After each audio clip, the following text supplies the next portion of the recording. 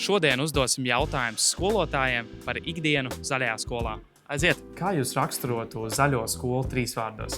Es domāju, tāda brīvība, personīga attieksme un arī, mīlestība. Es domāju, šajā skolā vislielākā svarīgā, visur, protams, svarīgākā sastāvdaļa, bet šeit to vēl labāk var just mīlestību. To es noteikti varu pateikt. Ja bērns varētu pats izvēlēties skolu, kāpēc viņš izvēlētos tieši šo skolu? Šeit ir brīvība, protams, laba brīvība ar robežām, bet brīvība, kur bērni var augt, mācīties un izpausties radoši. Ar kādu sajūtu jūs gribat, lai bērns aiziet mājās pēc jūsu nodarbības?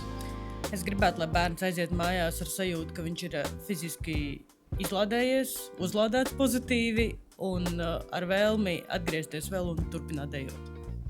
Super. Ja tas, ko redzēju šajā video, tev patika, pieskaries izmēģinājumu dienu zaļajā skolā.